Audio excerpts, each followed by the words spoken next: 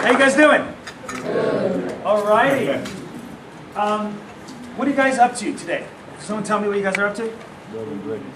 Building bridges. All right, good. Well, National Lab Day is something, it's a new website that is available to all students and teachers and schools around the country. It's a site that's free.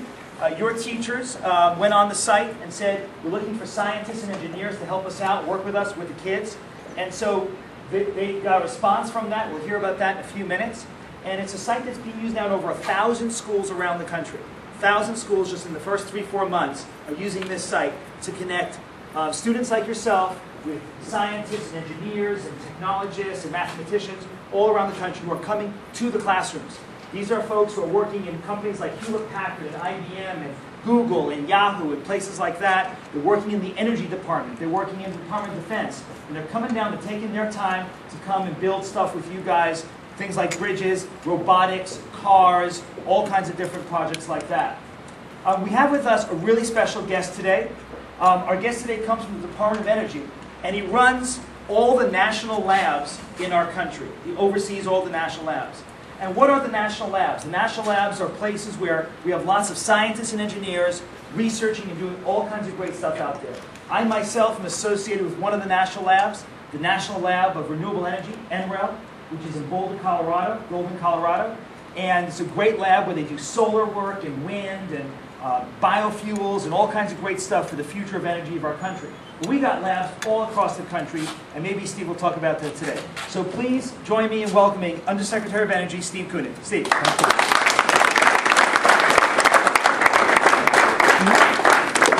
Just take this minute to say hello. I think I'll be saying some things in a little more formal setting in a little while. Let me just say, I think I'm going to go around and we'll have a chance to chat individually. Even though these days I have to wear a suit and tie every day, it's not the way I'm most comfortable. I'm a really informal kind of guy. So I'd like to just go around to each of the tables and have a chat, find out what you're doing, understand a little bit about how you're thinking about science, and just get to know all of you a little bit and something about the school. For 30 years at Caltech, which is a school in California that specializes in science and engineering for college level and graduate level. And there are about 300 professors there and maybe 2,000 students altogether. And every once in a while, the people who would be responsible for the students, student affairs as we call them, people who would watch over the students, would come to me horrified that the students were either setting a fire or doing something with small explosives and so on. And I used to smile because just about every faculty member at Caltech started like that when they were a student. And so part of the fun things in science is watching dramatic things happen. You got to do it safely, of course, and carefully, but that's one of the more interesting parts of going through the stage you're at, is breaking stuff and doing other things we're not allowed to talk about these days. Okay, good. So let's see some bridges break. All right. Question. All right. So, you have an idea of when it's supposed to fail? Any idea? Mine broke at Kilograms? Thousands of grams? Or 100? No idea. Well, let's find out. All right. All right. say 2,000.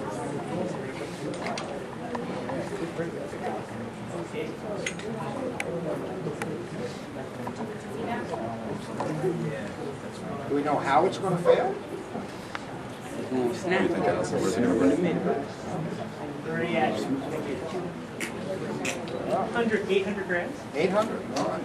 Good. All right. 1, 2. That's pretty good. Yeah. All right.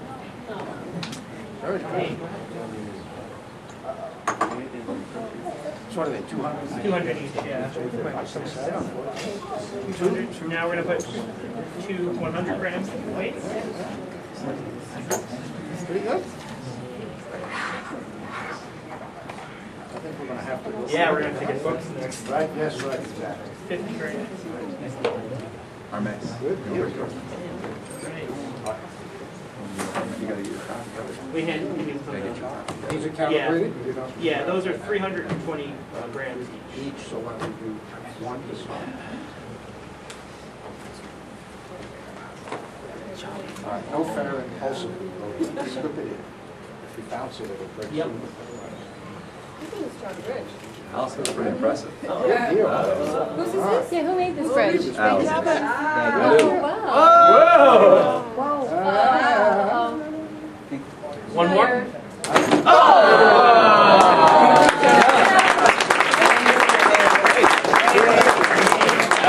Good job, Alice, Alice. that's way yours in.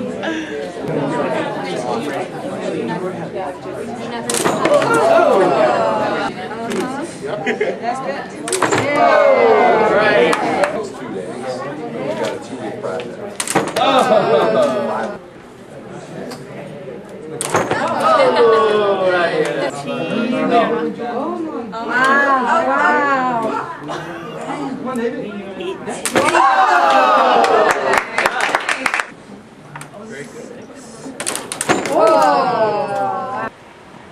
I was the first person who knew anything about science and math in my family.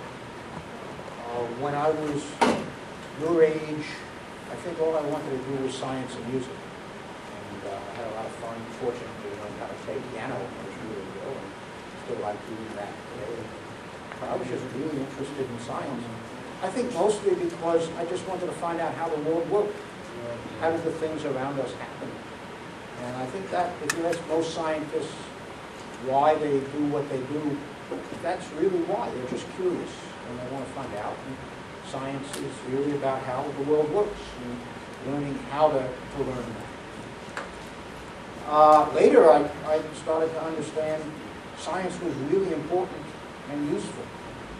And now with,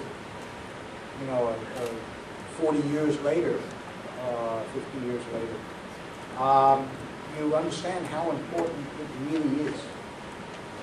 Because science is the way in which we get to do all things better than we can. It helps improve our lives so much. Health, communications, all the computers, all the cell phones, all the entertainment, being able to get around, transportation, that we can heat and light our houses. This is all from science. Somebody, some point, sometimes a long time ago, sometimes not so long ago, tried to understand what was going on and tried to do it better than you could before. Like you're building the bridges, right? You try to understand it, test it, then go back and work it again. So that's really what science is about.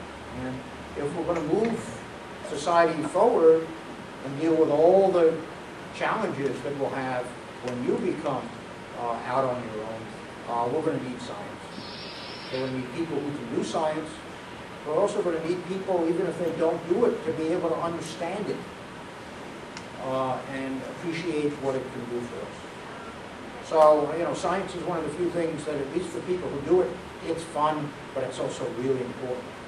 And I found that as I got older, just one of the great things about what I do.